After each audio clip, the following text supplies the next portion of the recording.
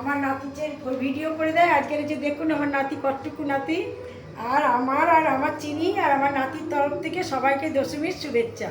Tata করে দাও। হাত ধুয়ে আপনাদের রান্না দেখাচ্ছে। হ্যাঁ এই যে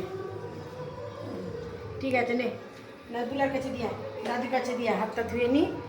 ছেড়ে দে, ওকে ছেড়ে দে, ওকে ছেড়ে দে,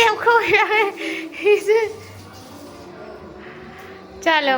কি রান্না করেছি আজকে দশমী, আজকে দশমীতে ঠাকুর বরণ করতে যাবে তো? যাবো, প্রচুর বৃষ্টি হচ্ছে, কি করে যাবো জানি না। হ্যাঁ কিছু বুঝতে পারছি না। আজকে আমাদের রিজুর রান্না দেখাবে।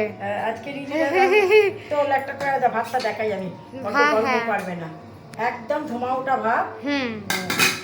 আচ্ছা রিজু পারবে না। টক ডাল, হ্যাঁ, লাল শাক ভাজা, হ্যাঁ, আর ওই যে দুর্গা ঠাকুর কচু শাক ইলিশ মাছের মাথা দিয়ে খেয়ে শ্বশুর বাড়ি যাবে, তাই আমার ননদও চলে যাবে কালকে, তাই এটা আমি ননদের জন্য আজকে করেছি এটা। কাল চলে যাবে, কাল যদি প্রচুর বৃষ্টি হচ্ছে তো শাকটা তুলে এনেছে। ননদ ভালোবাসে আর ও এইসব জিনিসগুলো একা তো করে খেতে পারে না, ওর জন্যই করা।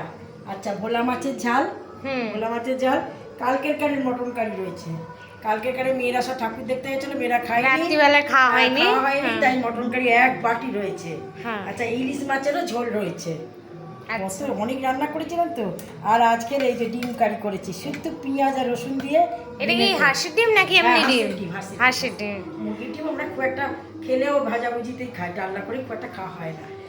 আর হচ্ছে শসা, লেবু আর লঙ্কা। আজ আমার এই সমস্ত রান্না বান্না হয়েছে। আমার রান্না বান্না কথাবার্তা যদি ভালো লেগে থাকলে একটা লাইক করে দেবেন, একটা সাবস্ক্রাইব করে দেবেন। তার আগে বলি আপনারা কারা কারা যাচ্ছেন দশমীর বরণ করতে, কিন্তু আমরা যেতে পারবো কি জানি না, প্রচুর বৃষ্টি হচ্ছে এখানে। যদিও আমাদের বাড়ির কাছাকাছি, বেশি দূর না, 5-7 মিনিট দূরে রয়েছে ঠাকুর বিসর্জন। বৃহস্পতিবার যখন হবে কি জানি না, হতেও পারে পাড়ার ঠাকুর তো রাখবে না, হয়তো নিয়ে চলে যাবে। তাই ওই দশমীতে, বিজয়া দশমীটা তো হবে, সেটা শুভেচ্ছাটা আর সিঁদুর খেলাটা হবে। এখন কি করবো বলতে পারছি না, যদি সিঁদুর খেলা হয় আপনাদের সঙ্গে শেয়ার করবো। ঠিক আছে, টাটা।